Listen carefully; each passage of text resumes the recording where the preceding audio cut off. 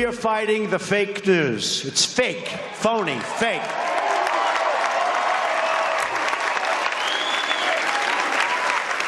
A few days ago, I called the fake news the enemy of the people. I remember back in that first campaign Trump ran when he called the media the enemy of the people. And it's not that I necessarily disagreed, but when he said it, I kind of did one of those, kind of winced a little bit. I'm not quite sure. Maybe that's too far. Oh my gosh, if anything, he undersold it.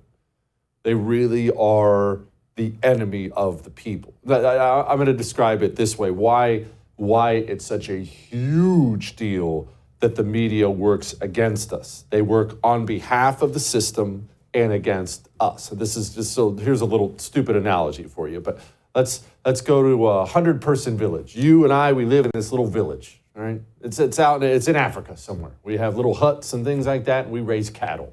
So there's no TVs, no smartphones, there's no nothing. It's just us, little village. There is a guy. We have a chief, we have a medical tent, we have things like that. But there is a guy, and his job is to relay information to you and to me. Hey, it looks like it's going to rain. Bring the cows inside. There's an enemy tribe marching towards us. It's his job. He has a critical role. His job is to disseminate information to the people in the village. That's his job. Now, what if we have a bad chief? We eventually get a bad chief. He's an evil chief. He's only in this to enrich himself, pillage the village, that rhymed, pillage the village for all it's worth. In fact, he wants to burn the village to the ground. Well, that would be a problem. But ideally, you would have a media guy who would tell you that. He'd come knock on the door of your hut. Hey, I don't know if you heard, but this is uncomfortable. The chief is evil. I just want everyone to know the chief has plans. He struck a deal with an enemy tribe. They're going to invade tonight. He's going to open the gates. Ideally, that's what you would have. But what we have a media, we have a guy who works exclusively on behalf of the evil chief against you. Our media guy, our information guy has joined forces with the evil people in charge against us. And where does that leave us? It leaves us without anyone to keep the chief in check. You need a media. The media should never have happened, Joe Biden's candidacy to begin with. He was having mental problems during his campaign. He had to read stuff off of cue cards. I'm supposed to call on... If you had any kind of a media, they would have torn that apart and Democrats would have been forced to nominate somebody else. But we don't have that in this country. We simply don't. And look, credit to Tom Elliott Grabian for putting this one together. Do you remember how they handled Biden? Start your tape right now, because I'm about to tell you the truth. And F you if you can't handle the truth. This version of Biden is the best Biden ever. She knows so long as she was 9. In fact, I think he's better than he's ever been. President Biden has a photographic memory. His understanding and mastery of a complicated geopolitical situation is remarkable. He is sharp, intensely probing, and detail-oriented and focused. Jackie, are you here? Where's Jackie? I didn't think she was going to be here. I was sitting, 2 feet from him across the table, and he was, intense. Have trouble walking sometimes? Yeah, so did FDR. He wanted GD war. But he's totally focused. He's very sharp. They say he's sharp in meetings and so on. Very lucid, very well informed. Biden is stately, and he comes with gravitas. There hasn't been, as far as I know, a single claim that Biden made a mistake. Ageism is an issue. Americans have a rich history of holding people's physical characteristics against them. Okay, you can ask African Americans. He's older. That doesn't mean that he is unfit, and there's a lot of ageism there. That's evil. When it's your job to speak truth to power, don't they love that stupid term? How many times have you heard that phrase? We're going to speak truth to power. That's how the media sells themselves at all times. When it's your job to interrogate, expose the people in power, and instead you use your job to protect the people in power and work against the American citizen, that's evil.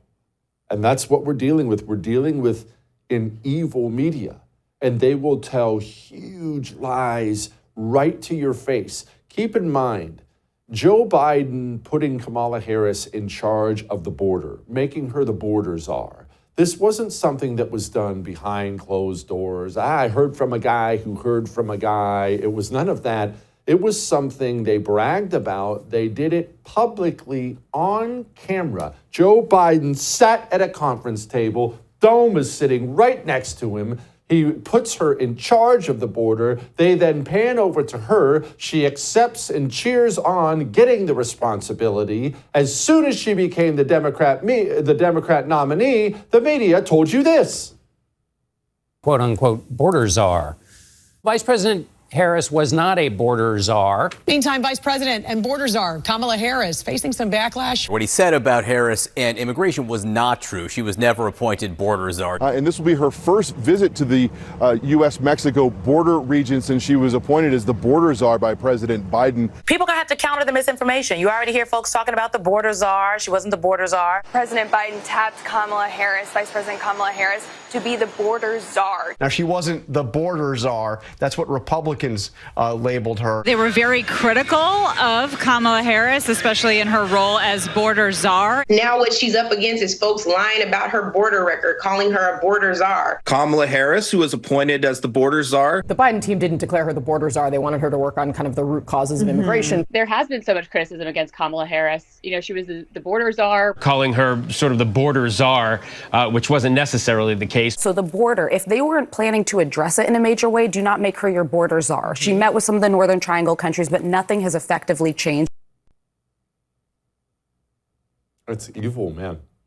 And speaking of evil, look, the list of media sins is long, but I feel like it was yesterday when, remember, Joe Rogan got COVID. This was during COVID. Joe Rogan put out some video online. I think it was Instagram or something like that. And it was just Joe Rogan being very candid as he does, saying, hey, I got COVID. And he talked about using ivermectin.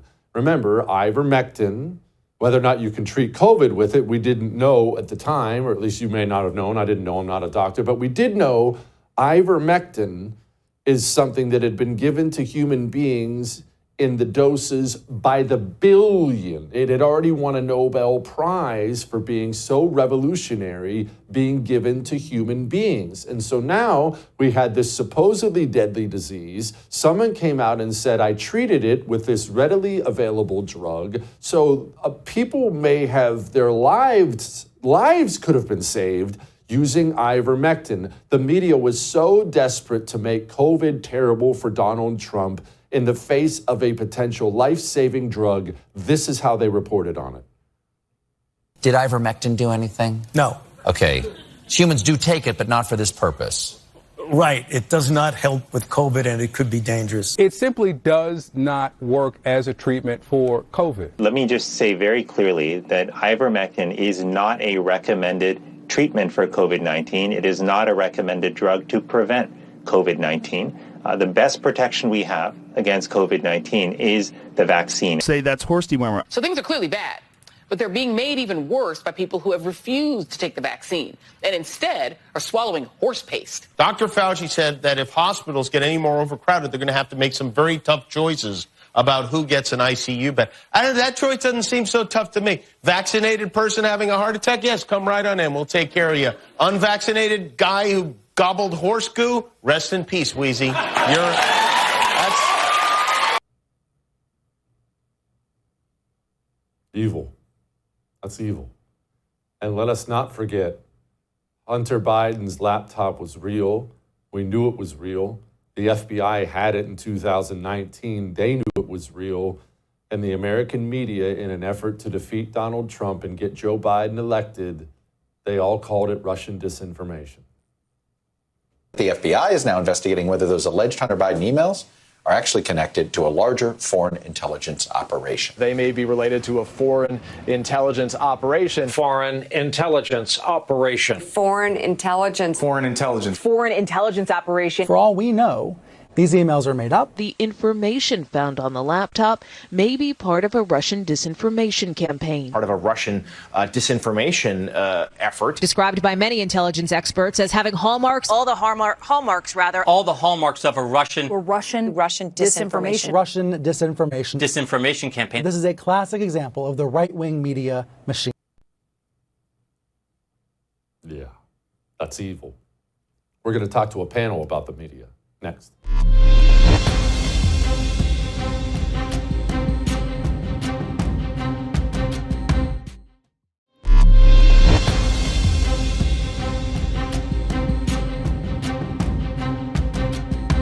Battleground momentum. New numbers showing the Harris-Walz ticket is gaining ground. Vice President Harris gaining momentum. Momentum in some key states. This morning, Vice President Kamala Harris gaining momentum. Gaining momentum. Gaining momentum. Gaining momentum. But look, this momentum, keeping the momentum. Harris's momentum. Harris's momentum. You can't slow down the momentum. This remarkable momentum. Mission number one is create the momentum and then keep the momentum. What does momentum look like in the polls? Kamala Harris is doing two things here. Number one, momentum, and number two, momentum. But take a look here. Clear momentum. So momentum it is today. Momentum it is.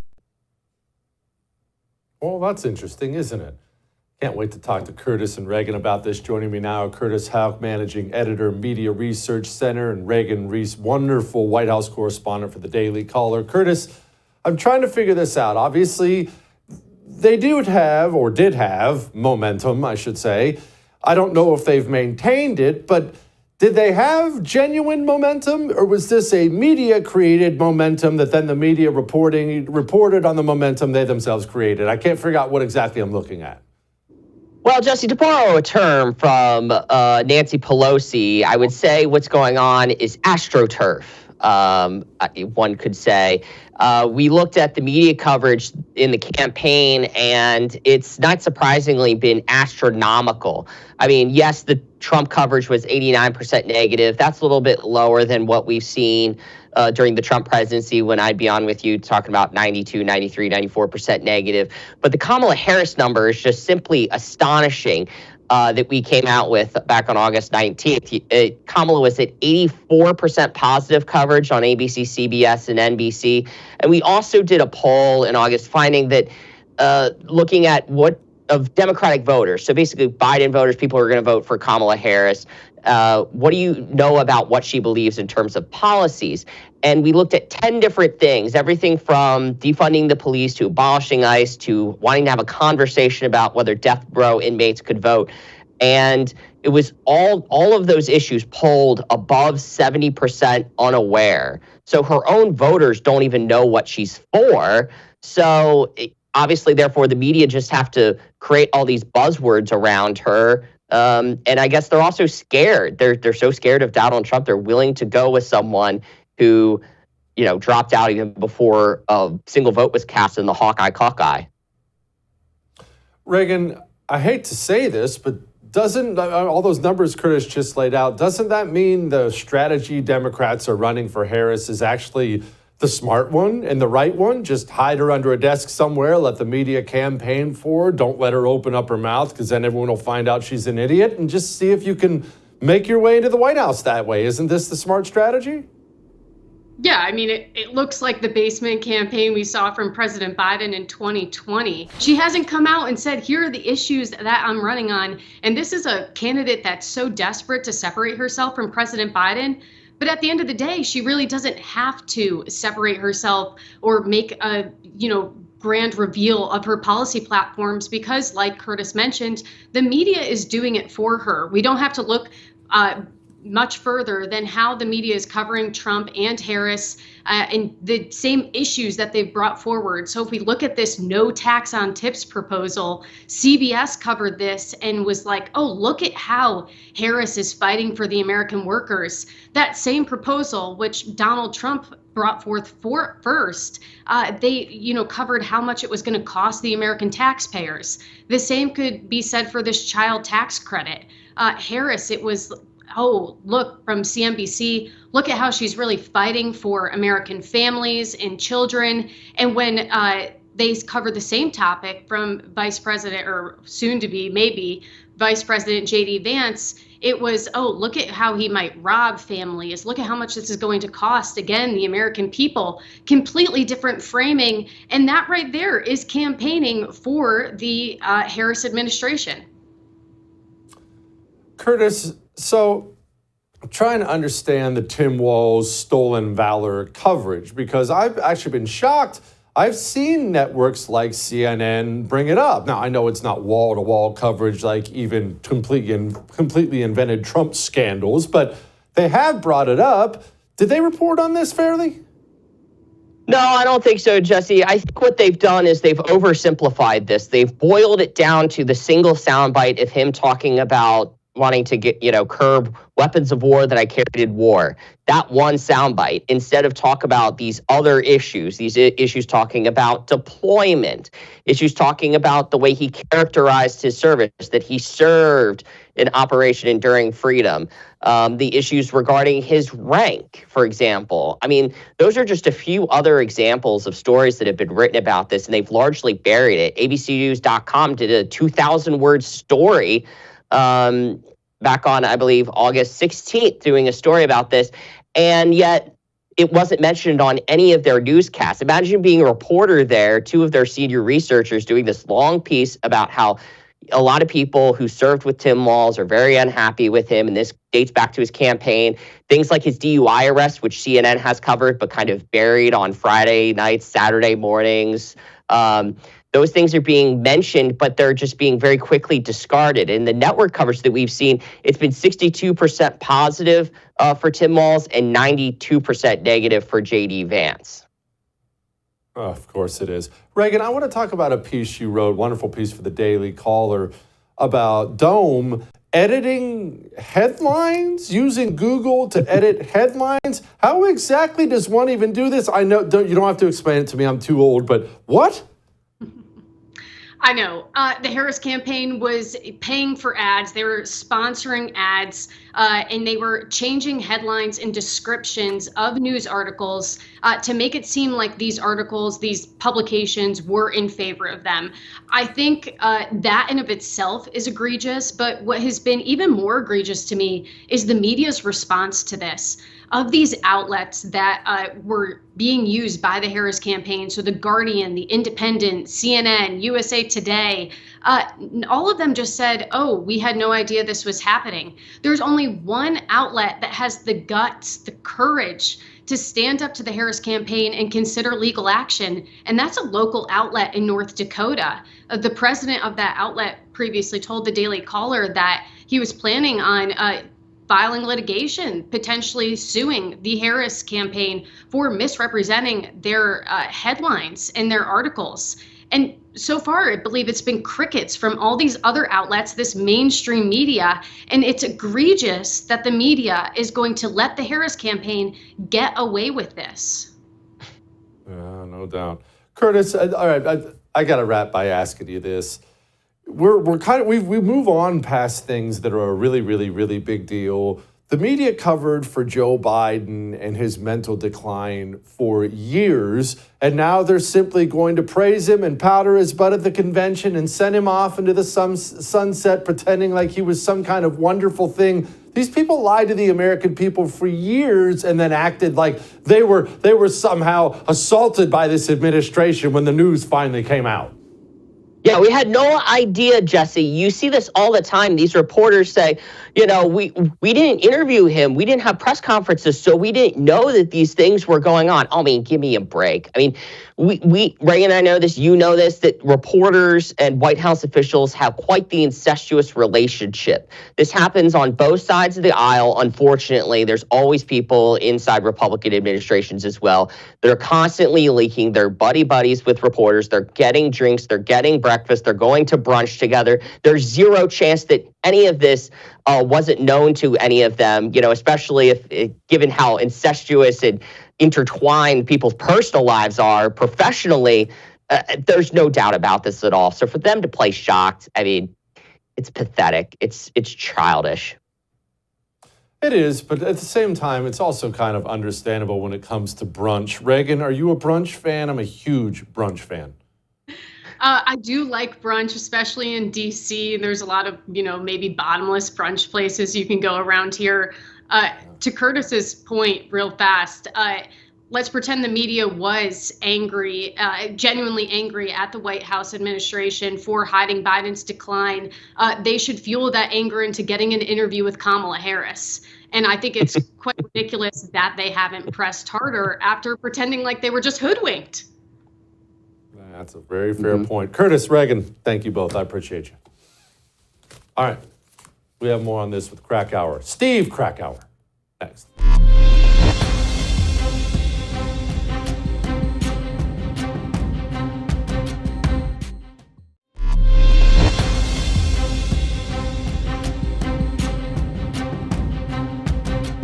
Brian, go ahead. I think Trump world's jealous of the joy right now. There's so much anger coming from Trump's speeches. Joy is real and it's important. People can make fun of it and say focus on the policy. But if you ask political scientists and psychology professors, they'll tell you the emotions matter in politics. Yes. Sometimes they matter a lot more than the policies. And that's, I think, the big story this week.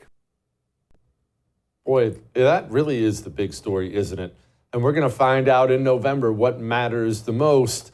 It is funny, though, to watch the media campaign become reality for so many people. Joining me now, Steve Krakauer. He wrote a book on a lot of this stuff with the media and how that starts sucking up the power. The book is called Uncovered, highly recommended.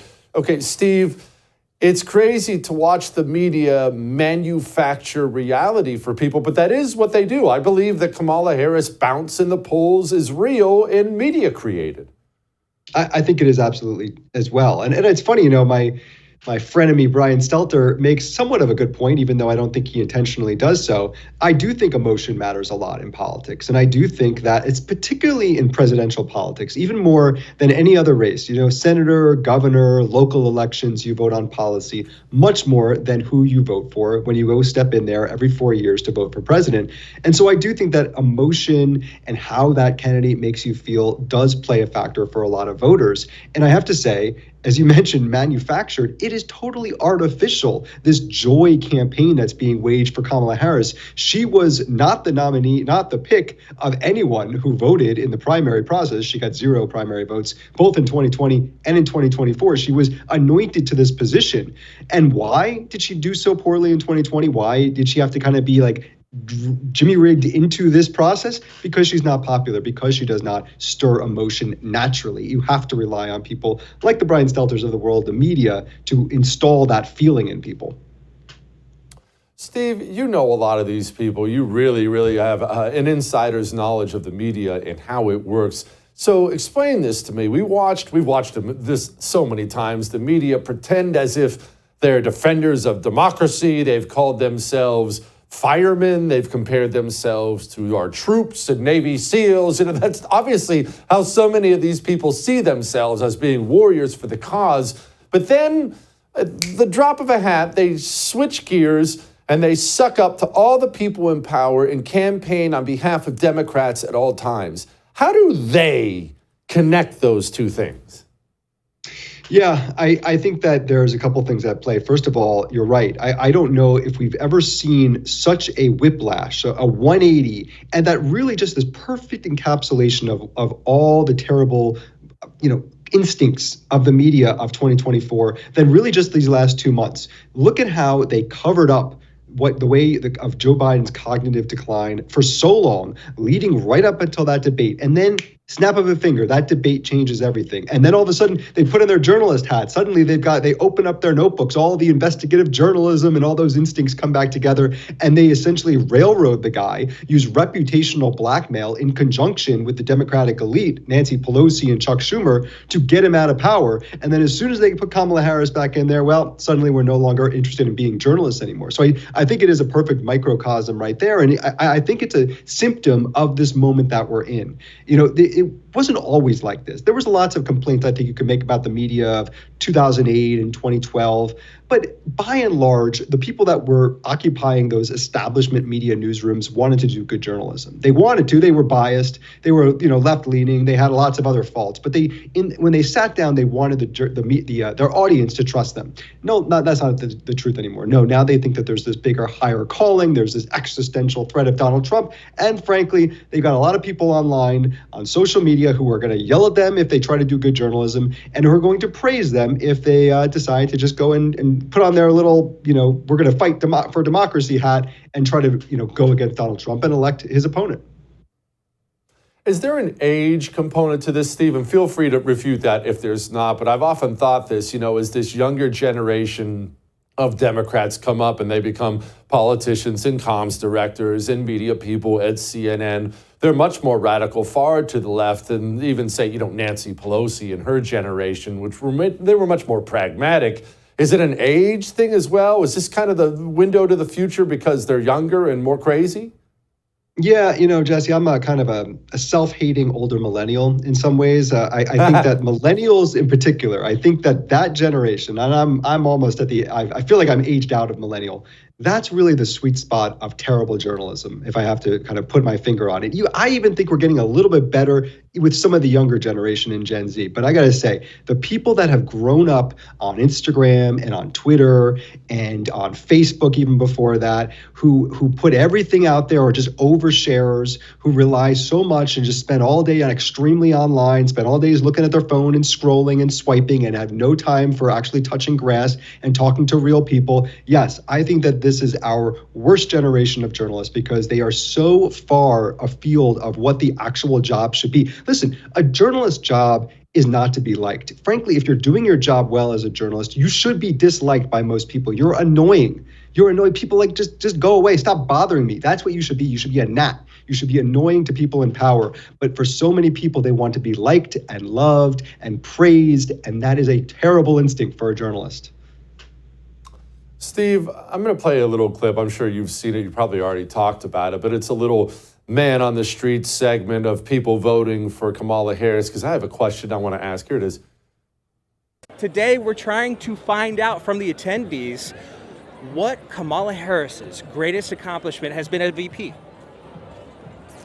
Honestly, I'm not too into politics. I'm just here for the vibe. Becoming the first female vice president. So becoming the VP is the best accomplishment? Yeah, absolutely. Being a good person. Being a good person? Yeah. She's I don't know. She seems really good for women.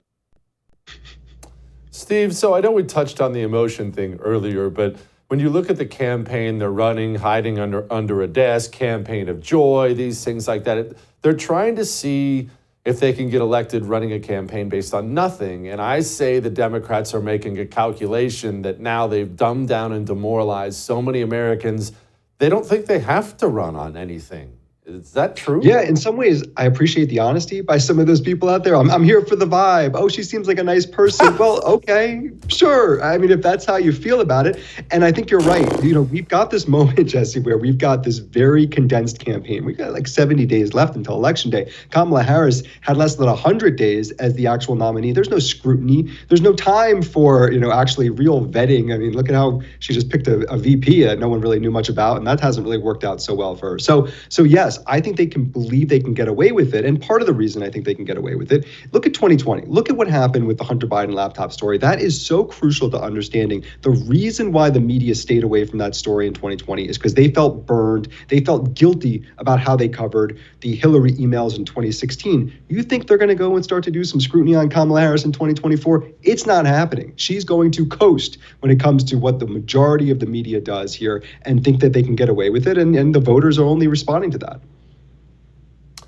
Steve, you wrote an op-ed for The Hill talking about an October surprise. I got to be honest, as soon as I read it, I thought, oh, crap, I didn't even think about that. But now I could see it. What are you talking about? Yeah, I think that, we saw how fairly easy it was for the media establishment and the Democratic establishment to work together. And in a span of about 3 weeks, change Joe Biden's mind from saying, I'm staying in no matter what, to I am out of this race. And we've heard reporting that Nancy Pelosi was one of the people who said, listen, we've been doing this the easy way so far, but if you don't leave this weekend, if you don't announce on Sunday, you are going to drop out of this race, we're going to start to do it the hard way. And I think that that's only half the way there. He is the president in name only these days. Joe Biden isn't doing much of anything. And there is another lever that they can pull, and that is push him out of the White House entirely. And I think that that's absolutely a spot that they could go. If you make Kamala Harris the president and have her in there, you can give Joe Biden a little 2-week celebration of his life, just like we saw at the DNC. You can put Kamala Harris in that role, let her be President Harris, maybe manufacture a little mini crisis for her to show how presidential and strong she is. I think that could help boost her even a little bit, even among a very small faction of the population, which is really all it might take to win this election. So President Harris in October, I would not rule that out. Yeah, I could see it. The book is Uncovered. Highly recommend you go pick it up. Steve, my brother, thank you. I appreciate you. All right. Auron Macintyre, one of my favorites, joins us next.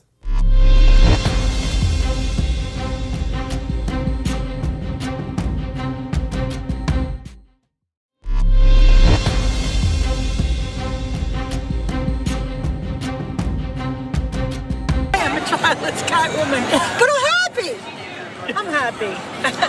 Bring laughter on, you know? Say to Vance. Yeah, what is your message to Vance?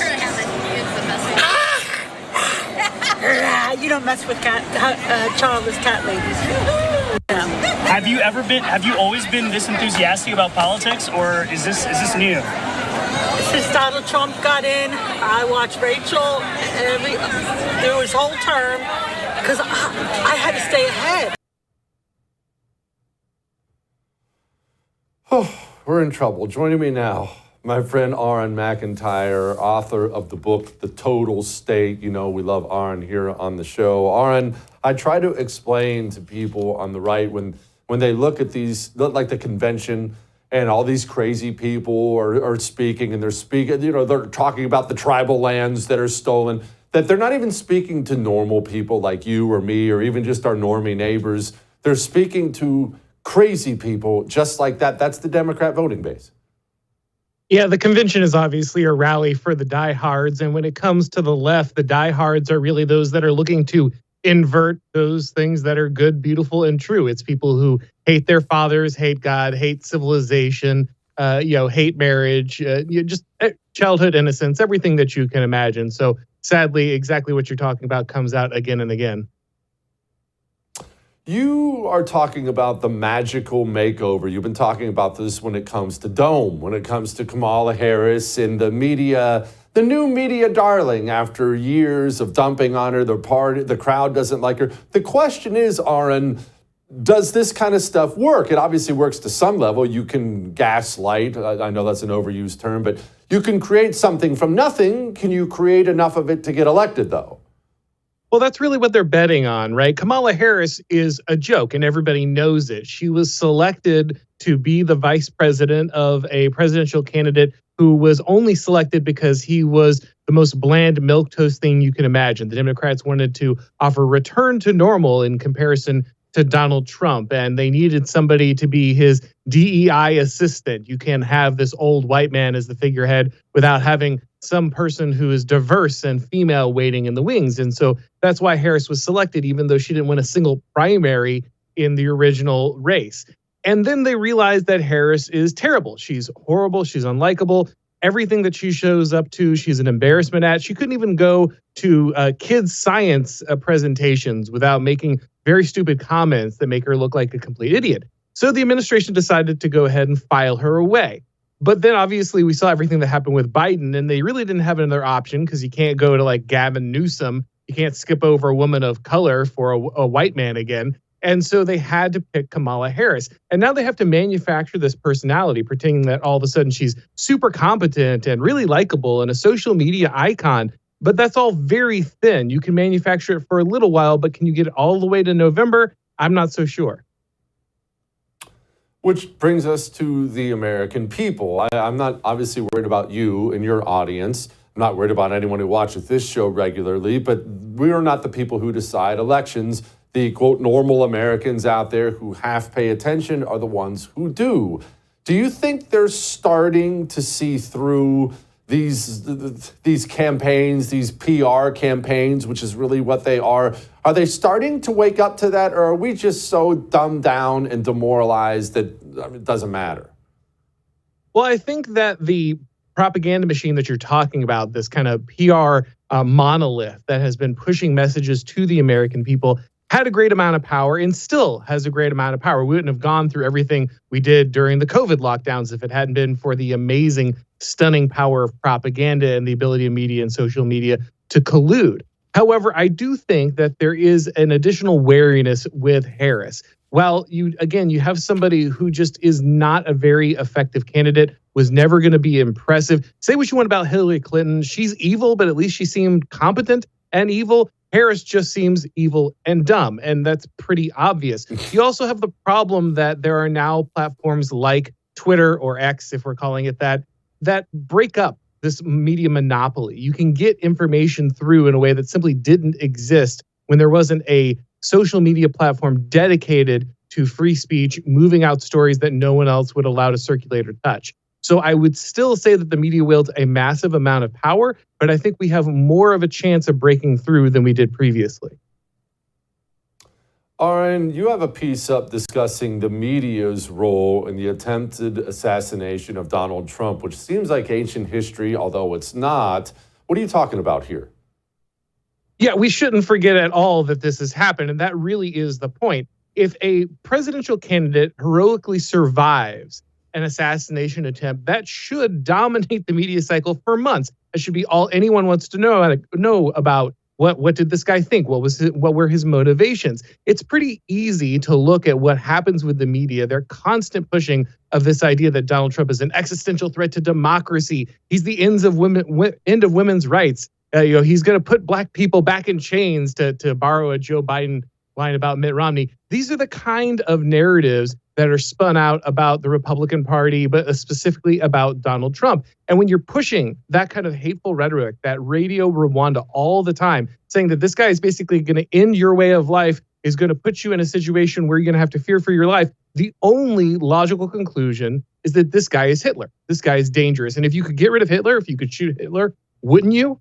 And so it's only a matter of time before some crazy person took the media seriously. And that's exactly what seems to have happened during Donald Trump's assassination attempt. It's very clear that the left is hiding and that the establishment is hiding the motives of the shooter. We still don't know everything that we should know at this point, so we can't make complete conclusions right now. But it's very obvious that the media was pushing for this kind of outcome, and was really ultimately sad when it didn't turn out the way that they hoped. That brings me to my question, Auron. They want this, right? I mean, we try to pussyfoot around this. We try to dance around this, but this is what Democrat politicians want. They want Republicans assaulted and murdered. Chuck Schumer talks about Supreme Court justices reaping the whirlwind. How? You can't vote them out. 5 minutes later, someone tries to murder Brett Kavanaugh. They go on TV every day and call Trump the Antichrist and a Nazi. They do this with the intention that some nutball on the bottom is going to pick up a gun and kill one of them. This is obviously what they want. They haven't toned down any rhetoric when these things happen. They ramp it up.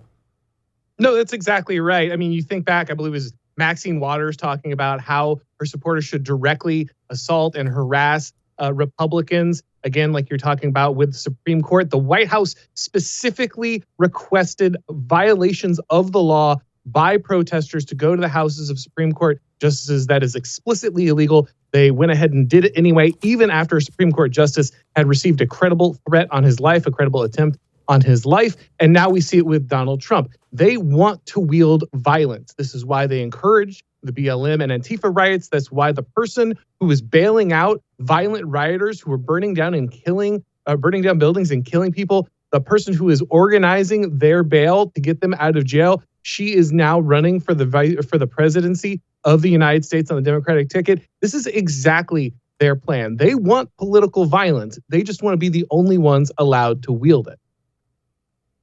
Auron, is the sliver of the population who buys these endless media lies, is it shrinking? I know they're violent. I know they're radical. I know they're not going to stop. I know they're not going to back off. But is that portion shriveling up a little bit? I think the good news is that the farther the narrative gets from reality, the more people break away. It's still powerful. It still moves a lot of people in a very dangerous direction.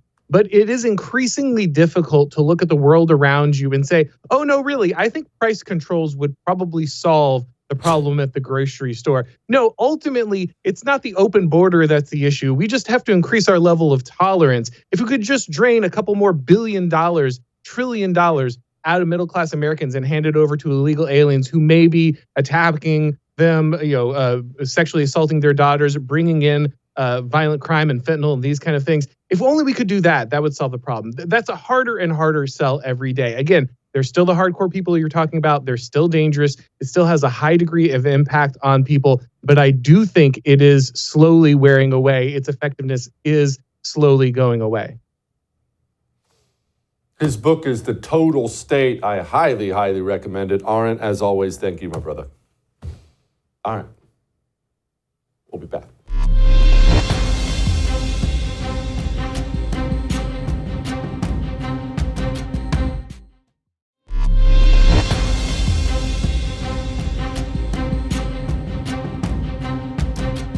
The media is evil. We know that. We just talked about it for an hour. You know it. I know it.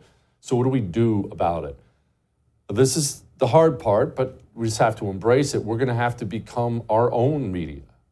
You, me. We have to choose to seek out information on our own now, find people we trust, and we have to get information from sources other than traditional sources. The days of opening up the New York Times and turning on NBC News to find out what's going on in the world, those days have to be gone. If you do that, you live in a world of make-believe.